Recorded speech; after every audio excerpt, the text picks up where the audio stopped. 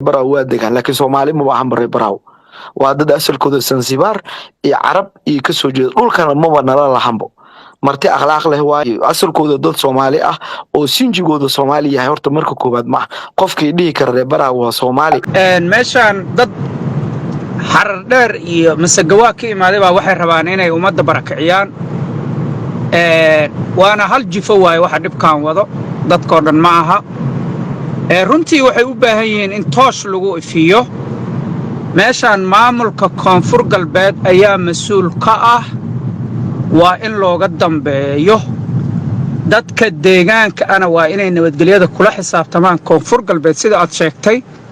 oo ay dhahaan annaga ma cadaaladda ma gacantanadan ku raadsanaa mise waad maaragtay nabadgelyada waad adaa qaadanaya al-shabaab ma aha waxa wax ka wado mana aha al-shabaab waxa meeshaas dhibaatada ugu badan waa niman rabay dhul ballaarsi dhac xoog isbaaro dabagadis indhacadays nin gaalkacyo ka yimid baa hadda wuxuu ka doodahayaa baraawo wuxuu leeyahay reer baraawo Soomaaliba ma ah bal ilaahan kugu dhaarshay fiiri boqortooyadii ajuuraanka xataa waagi ay jirtay reer baraawo magaalada ayaga meeyarka ah boqortooyadii ajuuraanka marka haddii aanan laga hadlin cadaalad darrada iyo qofka fidnada wado waxaan la digi weynay waa marka anigu waxaan leeyahay dadkaas walaalaheen ah dhibaatada gacan bir ah ha isaga qabtaan lafta gareenna waa in runtii lagula xisaabtamo dhibaatadan maxaa isku soo beegay war fiiri ayaantii ay damuljiid waddanka haysteen fiiri war gaalkacyo xabadaa ka socotay war markay waxay ka socotay mataqaanaa biyamaal iyo waatii waa ogeed guryaha waatii la gubahay maanta waxay bilaabeen inay daafeed inay ka dhacdo xabad baa ka socota war waxaan oo dhan oohinta orgiga ka weyn maxaa shabeellada hoose ka dhigay meel mataqaanaa la isku haysto ma jirto Soomaaliya meel la isku haysto qolaa waxay rabtaa inay qolo kala dulmiso kala wareegto dhulkeeda hadallada jilaaca ragga meeshan ka hadlayo baraawi iyo marka ay ka soo joodana waa inay joojiyaan oo waxa runta ka hadlaan waa ka baxay waxaan isku xishooda gobolkiina dhista oo dadka islaameed gobolada daga faraha ka qaada walaa hawla walaa quwwata illa billahi aliyil azim dadkii ay dhibeen ani hore idinku wax wallahi na been idin sheegan horaan ugu sheegay markaan waxa dhageysta war raxweyntii hore ma raxweyn waa hubaysantahay waa soo jeesteen si xun baa u gasheen waa ifaanteen Soomaa cambaha iyo mooskii intaasoo sana hadaa ku soo caana maaleyseen walaalayaal iska dhaaf dadka idinka degaano goboladiina taga intaasoo dhul idin banaan dhulalkiina beerta carrada gadiya way faanteen Soomaa beeraha wabiga waxa soo bisiin biyo u furta tubooyin u suubsada warsa Allah idin galheed isku xishooda dadka idinka noolaada ana idin hadda bara dagaal ka socdo way faanteen Soomaa waa socda dagaalkii midda ka dhici doontan u fiirso nimankan qanjaha buurbuurantan lagu dhigiyo doon u fiirso ani horna u sheeg waan ku raaxaysan doonaa wallahi inaan been idin sheegay sababtoo nin gobolkiisa raba kuye mida haday ki hadlay madaxweyne ku xigeen waa waxa ay rabeen madaxweyne ku xigeen ma helaysaan maxaa la idin seenaa madaxweyne ku xigeen gobolkiin magaalo wadanka gobolka aad degantihiin kuwiina heede warkii madaxweynaha iyadiina haya meel idinka galala maxaa tihiin waxa tihiin ma garanayo aniga maxaa la idinka sameeyay heeda been iyo propaganda iyo meel kasta saasa ula taagantiin waxaa noqoteen qanjo dhuunta ku jiro inta isku xisootaan heede isku xisooda oo ummadda ammaan ha idinka hesho haddaa tihiin hawiye siiba habargidir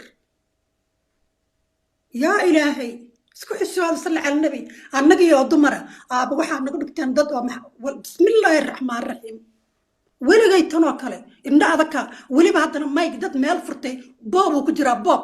sida taa gurigiisa hooyada joogo way leeyihiin dad Soomaali ah Soomaali ma aha waa horta wax laga xumaado waaye waana gef arrinka oo loola bareeray oo garan waa ma aha wax la garan waaye ama qofka hadalka saa ay ka noqdeen ma aha waa hadal aad loo cambaareeyo mudan hadal gef ah dad dhan oo Soomaali ah oo Ilaahay meesha ku nooleeyay oo shabeellada hoose ku nooleeyay baraawo ku nooleeyay waa ogeyn 2013 xasan sheekh markuu yimid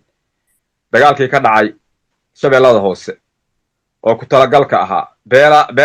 beela laga dhigay waxaa ka qayb qaatay teknikadii dowladda cabdibilayaashii dowladda hubkii dowladda sugagii dowladda tuutihii dowladdaa lagu galay dad waxaana la diriraayo la barakicinaaye sidii mataqaanaa daafuur oo kale janjawiid ay dadka barakicinaayeen aan carabta ahayn aan sudaaniiska ahayn marka dhibaatadaasoo dhan waa wax ku talagala dowladda koonfur galbeed inay ka aamustana waxaa weeye madaxweynaha koonfur galbeed waxaa weeye arrintaas uu ka gaabiyey xaqdarruu sameeyey mar haddii hal sana la siiyey in dadka dhulkoodii dadka lagu wareejiyo oo la yidhahdo beerahoodana waa laga barakicinayaa 5 sano u dambeysay hal dagaal beeleeda kama dhicin ciidan iskuma dagaalin qayle kama yeerin meeshaas waxay ahayd meel ammaan ah laakiin hadda waxaa moodaa ay u muuqataa ay tahay tekniko beeleed iyo teknikadii dowladdaba in lagu gumaadayo dadkaas oo la raba in laga qaato dhulkoodii xoog looga qaato soomaaliyana waxa ay fiirsan karta maaha marka waa ogeyn wixii ka dhacay 5 sano hore ceel wareegow dad nool baa lagu gubay oo aan taagnayn oo aan marqaati ka nahay marka walaalayaalow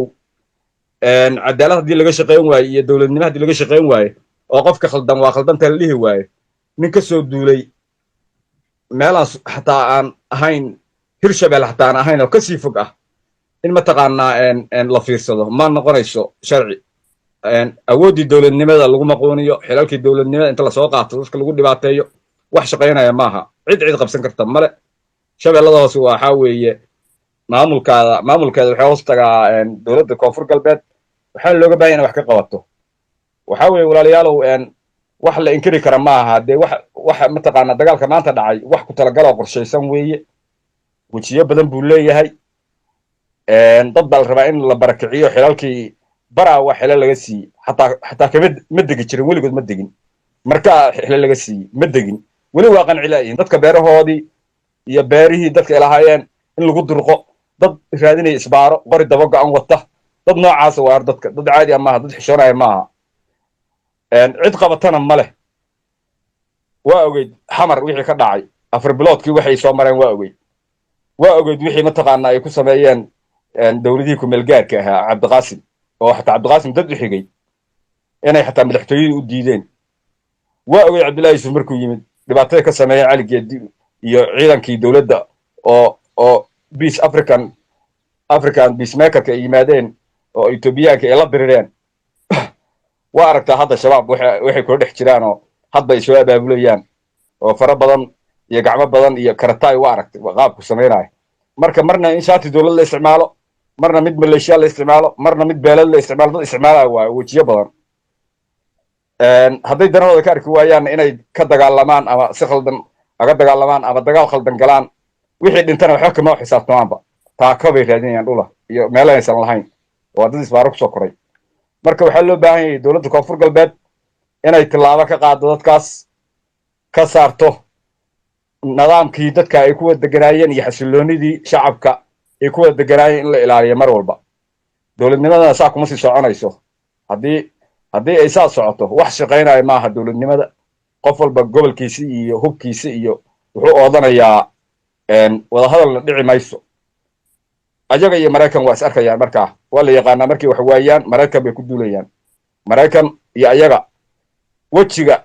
u dambeeyana waxaa weeye ciribtirkoodii weeye ayagaas ciribtiraya ayaga cadow isku ah dagaalkay galaan kama fiirsadaan marka walaalayaalow bililiqa ma soconayso tii horaa la bililiqaystay tu kale in la bililiqaysto iyo dhul in la bililiqaysto soomaali ay degan tahay oo dad soomaali ah soomaali maaha lagu tilmaamo waa gef intiisa la runta laga hadlay hiidkii uusan ingaalina waa waray hoogayo baayay isbaaradii waa la xayiray lafta garan koonfur galbeed maxaa ka tahay koonfur galbeed madaxweyne ku-xigeenka kama tiid gudoomiye baarlamaan ma ka tiid maxaa ka tahay aniga ku-xigeenka ka ahay caasimadii alle adam maxaa leedahay madaxa leedahay gedaal leedahay geda ka hadal hiidkii isku gaari koonfur galbeed anaa iska leh hiidkii ku gaari maxaa ka leedahay kama soo dhexgelina hadii isku hadee ma jeclina muud ku saaree adkaysa hadee maaragtay markaaga waa adkaysanaynaa cawaadiisoo ma tegaysay adkayso ma garat niyow koonfur galbeed baydhabo iyo ilaa waajid iyo shabeelladaba intaba waan degaa xildhibaana ku leeyahay nin deegaana baan nahay mar waa deegaankaygii oo matalaad baan ku leeyahay mar waa deegaan soomaaliyeed inaan ka hadlo mas-uuliyad baa iga saaran sida kaygaba qof walba ay uga hadli karto waayo dhul walba soomaaliyeed qof walbaa ka hadli kara wax walba ka dhaca ma jirto xaafad oran karto anay taa igu kooban ka tahayo anaa ka hadlayo ma garatay taa waxaa weeyo intaasaan kaa leeyahay midda kale waxaan anigu isweydiiyaa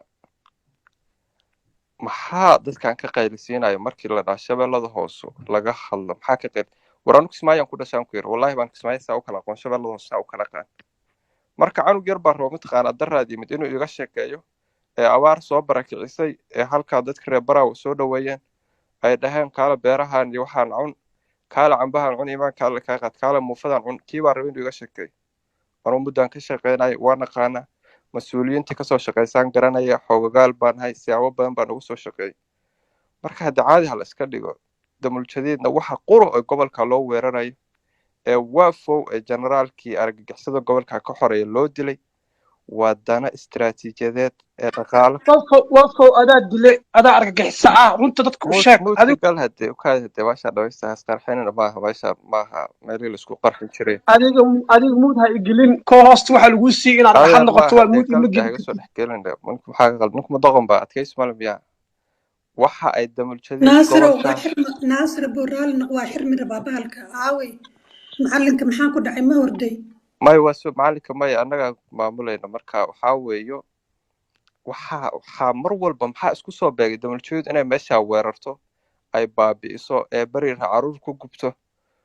ay dhahaan al-shabaab iyo mahadkarata iyo dadka iskugu tagaan waa aragti fog anugu dad baa laga yaabaa inay runta kaga badaan waxa lagu yeero banaadirland baa la samaynayaa weeyo waa maadaama gobolkan gobol khayraad badan oo istiraatiiji ah waa in lagu soo darsadaa dadka reer nabadda ah ee nabadda jecelna waa in la barakiciyaa si mataqaanaa la iskugu fidiyo waa intaa kaliya wallahi wax kale ma waxba yar al-shabaab been loo sheegin dusha laga saarin waa intaa damuljadiidna waxaan leenahay been baad sheegaysaan waad riyoonaysaan dhulkan ilaahay buu dad buu ku abuuray iyagaa u talinaya lafta gareen isagaa mas-uuliyad ka saaran tahay inuu aamuso maahan isagaa la rabaa inuu difaaco waa inuu amar siiya ciidamada koonfur galbeed maleeshiyaadka amaha salaad ee marna shaarkii dowladda huwan marna karatayo al-shabaab huwanna dadka xasuuqaya waa inuu ka qabtaa hadduus wax ka qaban karna dadku deegaanka iyagaa isdifaacaya mas-uuliyaddooda ammaan u qaaday uu dha waxba kama qaban karo walaalayaal halkaasa ka istaaga waa un intaa wax la leeyahay banaadirland way waxaa dadkaa loo barakicinaya lafta gareen mar buu diiday 400 milyan qaadaa la yiri ta turkiga kula kulmeen warama deegaankayga 400 milyan siisan maayo buu yiri tiina way maanta kooxahan caraysan waxa ay ka qaylinayaan gada maskaxda ka gashay war magada ka hadlayna koonfur galbeed ba ka hadlayna haddii hargeysa laga hadlo gada ku soo cararayaan moogtahay hadda xitaa ka hadalna Kenya Israa'iil gada ku leeyihiin gada ku qofle marka waxaa siinayna Yusuf ku soo markaa maya khiyaarta kalena waa u dhiibaa niw saad sheegtay weeye dee qof hadlayna maanta hadduu dhaho puntland baa ka guuraysaan qof hadduu ii dhaho dee uma jawaabayo waayo waxaan ogaa inaana guurayn ya ama puntland ma degtid hadduu ii dhaho dee umaba jawaabayo because jawaab ma laha qofkaasi marka inaa idinka neerfoos isku kicisaan oo tiraahdaan maxaa saan loo dhahay haddii maanta reer barawa Soomaali ma aha haddii la dhaho dee waa caqliyad waalan way jawaab ma laha waa ognahay inay dad Soomaaliyeed yihiin marka waxaan dhihi lahaa ha u jawaabina kuwa raba in ay idinka dareenkiina bedelaan ya